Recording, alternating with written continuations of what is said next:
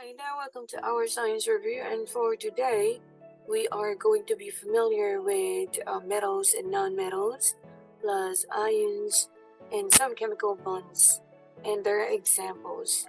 So this is for in preparation of the next topic, so about the chemical names and formulas. Let's be familiar. When it comes to metals, remember that metals are good conductors of heat and electricity.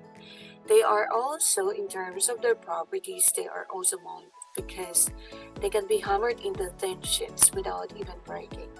They are also ductile because they can be thrown into wires without breaking.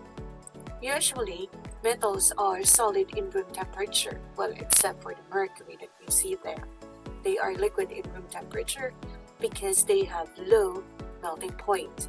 They are silvery shiny based on what we see here as one of the unique characteristics of these metals. So looking at the table of elements, or all the red colored here are considered metals, like barium, like magnesium, sodium, and so on.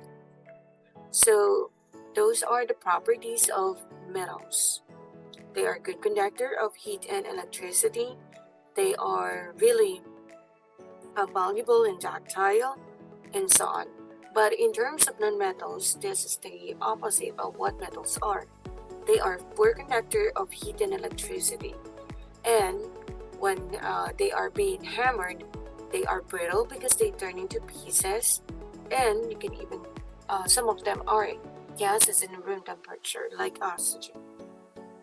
So examples are sulfur, what you see there on your screen, or the bromine and carbon.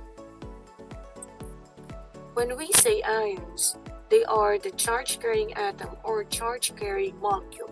So since they carrying atom or carrying molecule, the net charge is never zero since it possesses an equal number of electrons and protons in a specific element. Like this one. If the number of electrons and protons are balanced or equalized, the ion charges or changes its state to be a stable atom or a molecule. Again, they are equalized or balanced, and they turn into, or this ion changes its state to become a stable molecule or atom. So the ion is formed when an atom loses or even gain one or more electrons. Like what I said, ion is formed. It will only be formed when an atom loses or gains one or more electrons. Type of ions includes cation because a neutral atom will become a cation if it loses one or more electrons. Again, a neutral atom will become only a cation if it loses one or more electrons, like in the sodium chloride, even in a calcium oxide. Now, in terms of cation,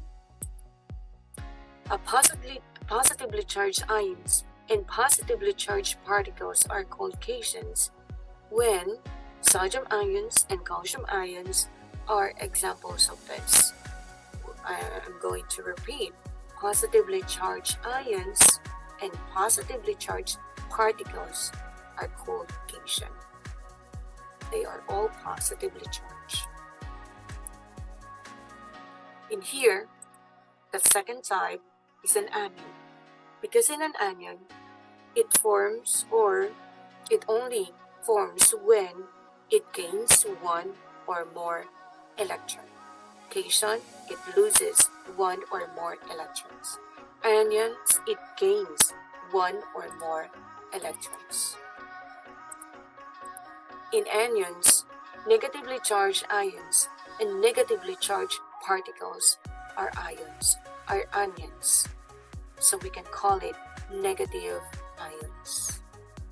While in cation, positively charged ions and positively charged particles are cation. So anion is a complete reverse of what cation is. So what do we remember? In terms of cation, is it losing? or gaining? What about in anion? Is it losing 2 or more electrons or gaining electrons? When elements are combined to form a compound, there are 2 major types of bonding that can result. And here are the types of bonds. First is called the ionic bonds.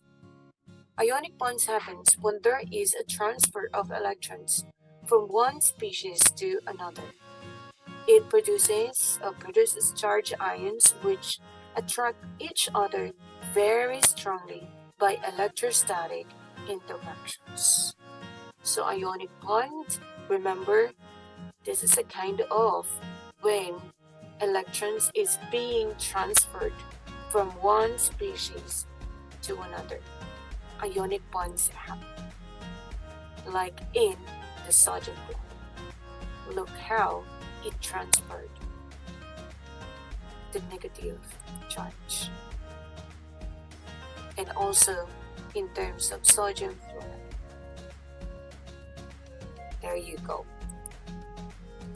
So in general, metals and non-metals combine to form ionic compounds. Combining metals and non-metals will form ionic compounds. And the last, we call it the covalent bonds because it results when atoms share electrons to produce neutral molecules. They are sharing electrons to become neutral. Like this, they are sharing these electrons. And in general, non-metals combined with non-metals or with other non-metals, they are forming covalent compounds or molecules. So what to remember when it comes to ionic bond or in covalent bond. And that's it for today's review. I hope you are familiar now with metals and non-metals, ions, and the different types of chemical bonds. See you again in the next review. Bye-bye.